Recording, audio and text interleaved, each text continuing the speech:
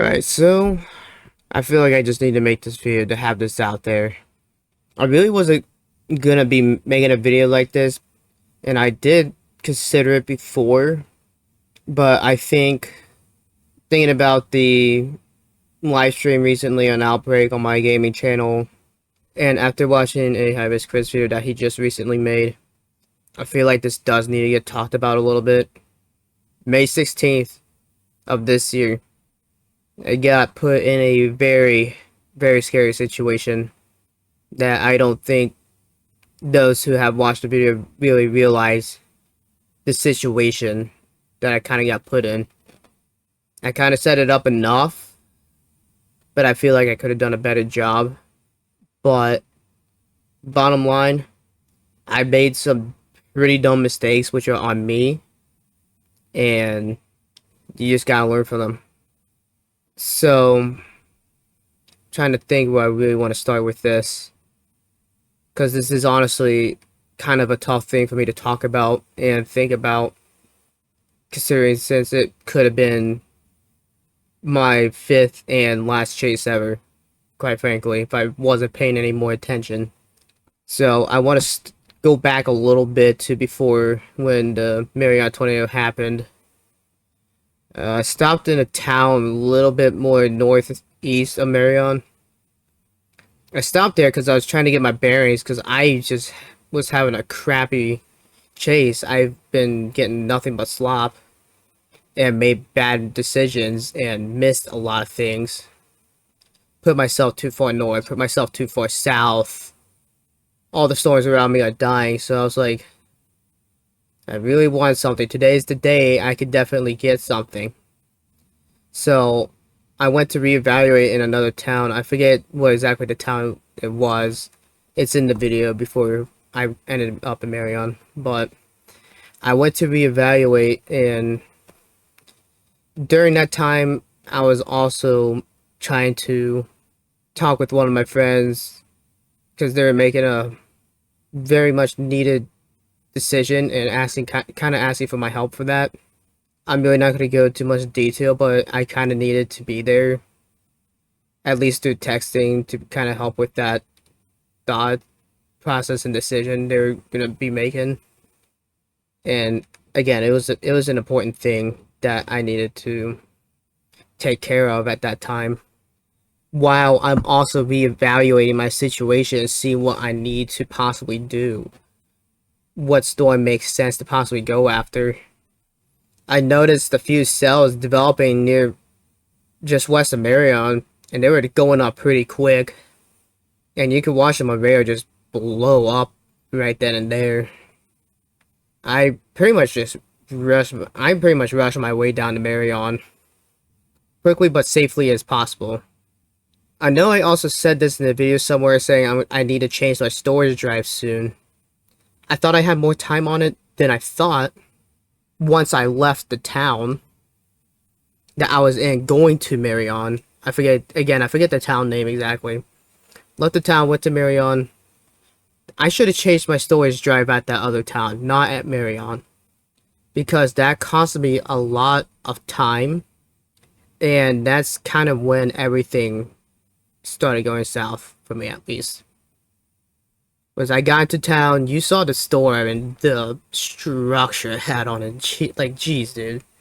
They had an incredible structure. I knew that Supercell was extremely healthy. Kind of watched on radar, saw that this thing was starting to get tornado warned. Had a pretty good rotation on it, but I was like, I need to pull in this gas station. I need to change the storage drive out because I'm almost out of storage.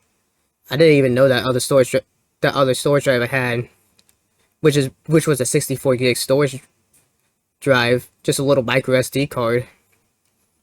Has stuff on it, but whatever.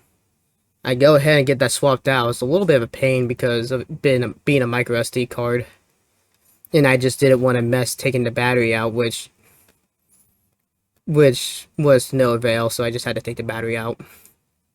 Change the drives. I changed the drives. Kind of look at radar and like, okay, I need to get a bit more south and try to get a visual on this. So I dropped south. There's just nowhere to get a good visual.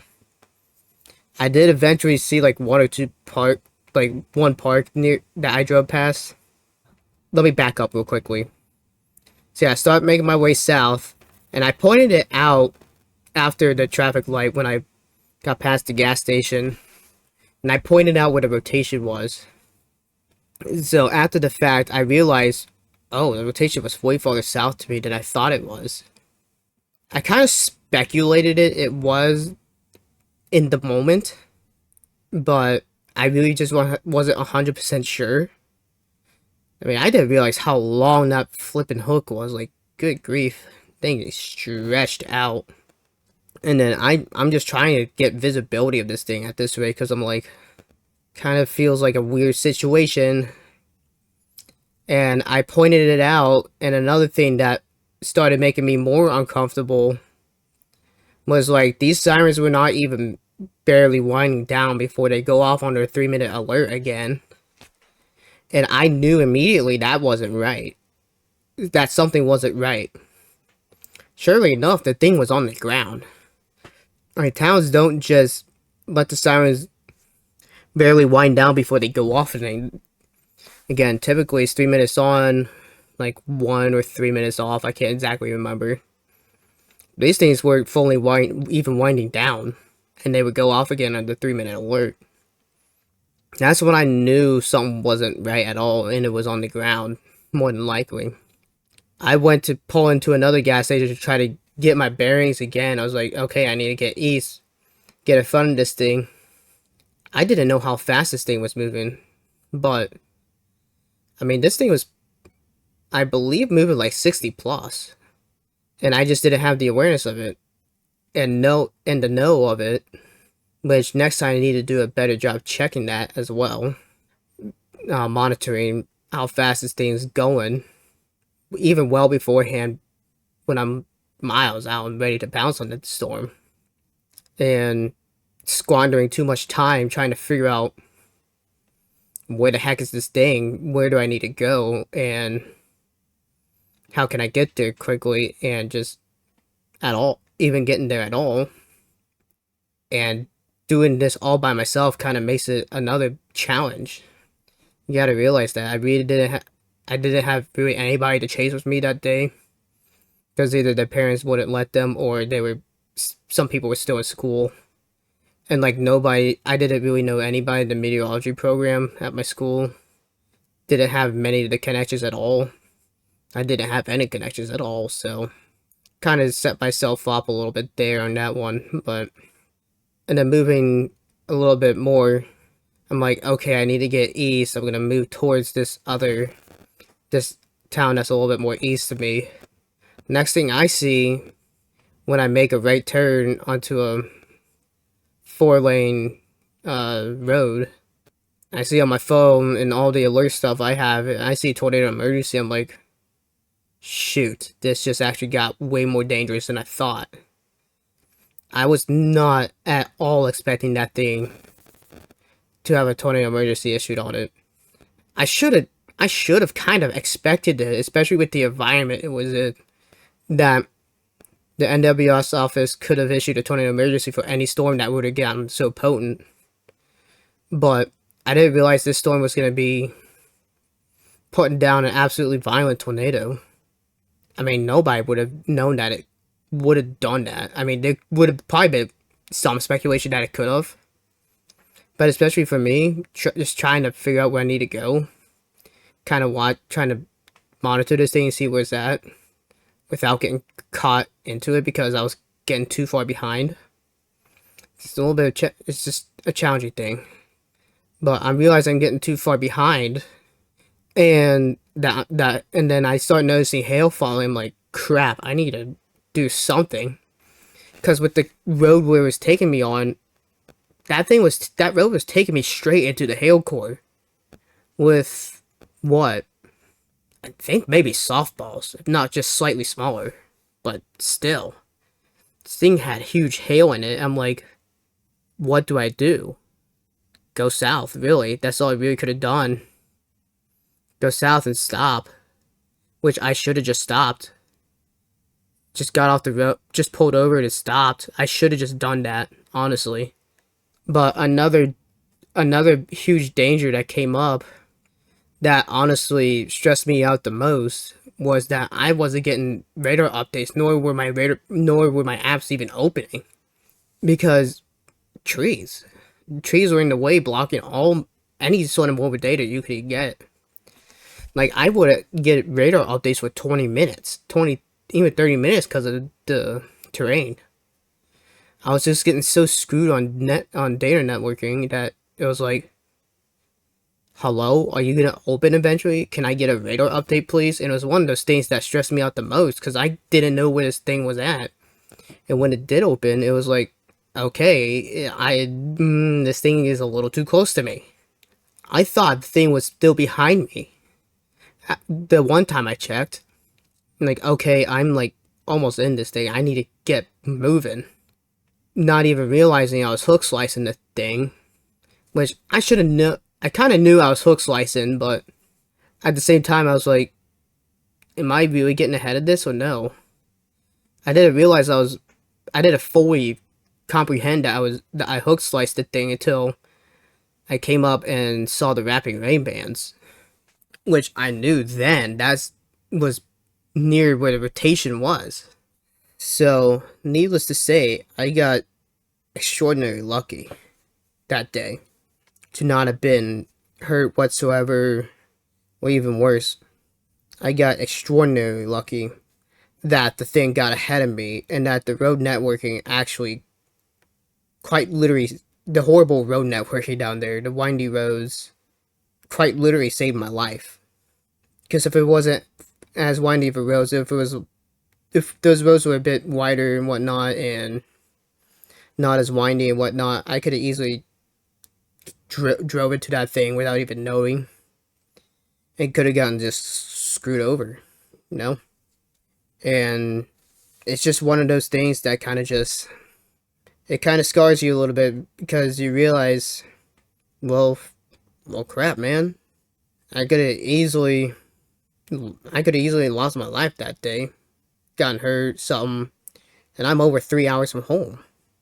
I mean, sure, I saw a tornado that day after that tornado happened, and yes, I did see it, but it was like 10 seconds, and it was after it all happened.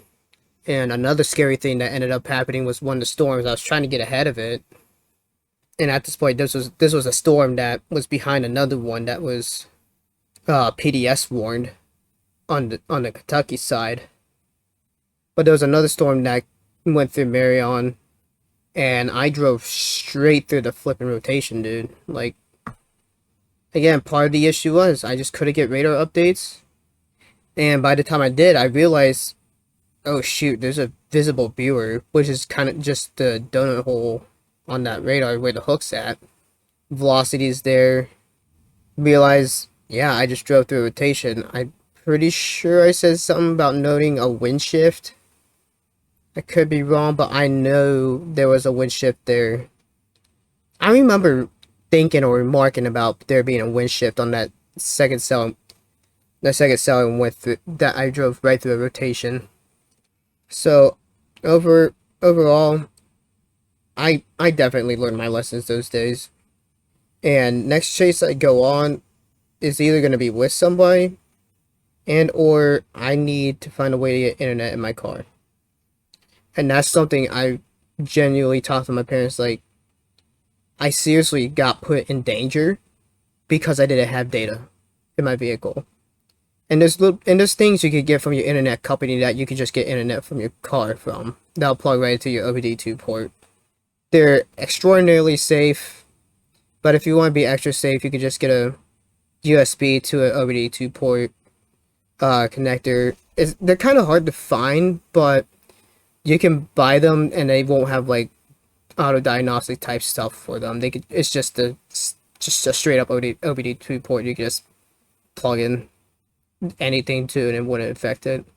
But it's something I really want to have another talk with my parents with, because this is something that is actually serious and has definitely scarred me for a while. And again, as I said at the beginning, I kind of hinted at that there was something going on in my head during my Outbreak live stream when I got while I was playing the game, there was an area where it was like a couple different times this actually happened was just trees. You couldn't see hardly anything at all. Kind of had a like I almost pushed PTSD type moment where I actually got very uncomfortable. I was like, do I keep going or do I just stop with this? And I kind of just pushed through because it really wasn't that bad.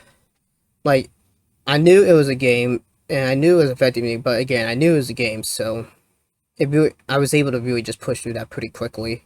It came to my mind, I was like, I actually feel uncomfortable about this, but no, it's just a game, let's move on. Now it's completely fine. So, it's just one of those things that kind of stupidity of not just you, but the terrain and technology. mainly, mainly the technology for the stupidity part, let's be honest, but some of the unwise decisions and the stupidity of technology and terrain kind of all melded together and made it for a very bad situation. And I for sure have learned my lesson. If I really need to change my storage drive, change it. Get ahead of the storm before you change it, dude. Or when you're trying to make a decision onto what storm you jump on, just change that drive if it's that low. Like I should have just done it in the other town before I did it in Marion. That would have saved me at least some time to possibly get visual on and get ahead. And I just wish I didn't have to fight for mobile data at all, but I did. 100% learned my lessons. Yeah, some of the mistakes I did were definitely dumb, but some of the crappy terrain really honestly played in my favor. And luckily I was able to make it home safely that day. After it was like 3 a.m. But all I thought was just like, just get home, just get home. Got home, biggest relief of my life. Even though I saw one thing of rotation that could have easily taken me out, and then another tornado for a few seconds. I don't know how I did it. I had a lot of different emotions going through my head when I laid down that night, and just went on life like normal. And then once I saw this High Chris video, I was like, okay, this needs to come. This video needs to be made. If you want to see that video, it's in the description down below. Yeah, I had mixed emotions. I was like, awesome, I saw my first tornado ever. That was full, and it was a fully condensed cone. No. And at the end, at the end of the other video, which my chase video, which I'll have in the description down below as well, or you can just find it in the videos tab page of this channel. Yeah, I had a lot of different emotions going on when I got home, and throughout the entire day, I was like, cool, I saw my first tornado, but at what cost? And that cost was almost my life. So I really wasn't the most excited about my first tornado, especially that I couldn't even get a place to stop. I think if there was a place to stop, I think it would have helped a little bit with that thought process, but yeah, there was no place to stop whatsoever there. So, yeah, I saw my first tornado, if not even two, because the Marion one was, at least for me, rain wrapped. I just feel like this was something that needed to be talked about and addressed, as this was a situation that was very dangerous, and a lot of different things went wrong, and a lot of it was my fault, and some of it was just the terrain, and the other bit of it was not getting any updates of radar and not having any knowledge as to where the heck the thing was at. So, and as I've stated before, if I need to change my drive, I just need to get it changed out as soon as possible. And yeah, I need to kind of just be more self-aware of where I'm at compared to the storm, given a radar update especially if I have the chance to get any sort of internet. Because when I was at the first gas station in Marion, I was able to pull up radar just fine, because I had just enough data to do so.